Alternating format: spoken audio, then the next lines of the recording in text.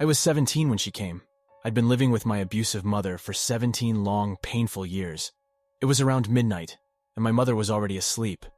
So when the 3 soft raps at the front door came, it was me who answered. An odd-looking little girl stood there with cheeks pale and colorless, blonde hair and braided pigtails, pink dress torn a little at the hem, feet bare and turning slightly blue from the cold of winter, and black eyes. Fathomless, deep black eyes. I quickly let her in, thinking of how horridly underdressed she was. It wasn't until later I'd wonder why she'd not been shivering, or even question as to why she was here in the first place. I got her into the living room, wrapping her little form in a thick afghan my grandmother knitted. She held it, though it didn't seem to affect her, and I smiled. "What's your name, sweetie?" A long silence passed, in which she stared at me. I was beginning to be discomforted by her black gaze when she parted her lips and spoke in a soft voice. "Lacey Morgan." I nodded, smiling again. "You can stay here tonight, Lacey," I said, motioning to the couch. She curled up in a little ball, black eyes still on me, and I exited the room. That night I slept soundly, not worrying about my mother beating me or the strange little girl on my couch. When morning came and I trudged into the kitchen, I was greeted with a coffee mug to the shoulder. I gave a feeble shout of pain, staring at my mother.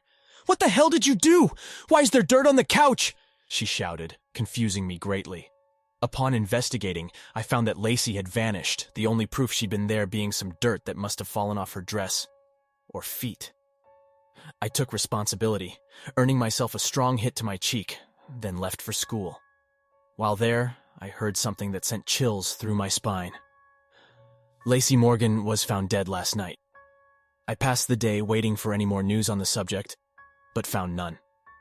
Upon arriving home, the news was broadcasting a live report on her, though. Lacey Morgan, 6 years of age, was reported dead at 7 last night. Her body was located in the backyard, buried there in her pink dress. So far, there has been no sign of her mother, Marissa Morgan, who is suspected to be the killer. Marissa has reportedly abused Lacey multiple times and may be responsible for her death. Suddenly, a picture of Lacey appeared on the screen. She appeared very close to how she had when I met her. Blonde hair and braids, pink dress, pale face. Only her cheeks had color, and her eyes were baby blue. To most, this would seem unimportant, but to me it was.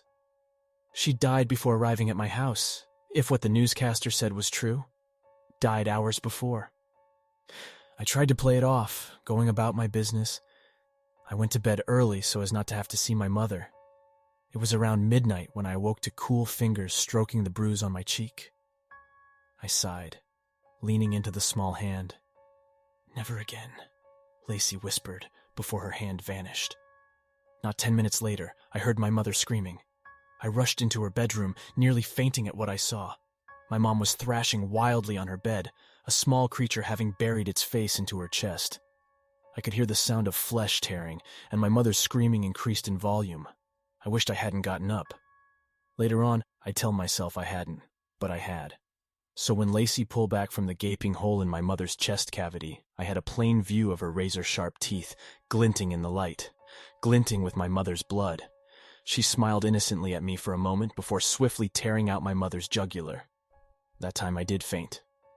When I came to, I was in my bed. I walked to my mom's room, morbid curiosity getting the best of me. Upon opening the door, I found the room empty. The bed made neatly, as if my mom had left for work early.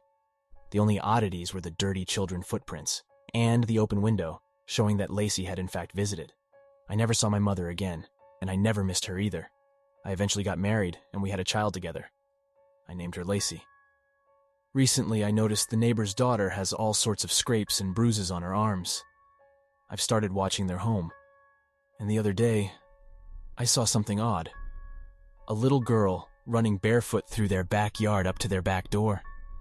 It was around midnight, so I couldn't be for sure, but I thought she met my eyes with her black ones, and I could swear she mouthed 2 words at me.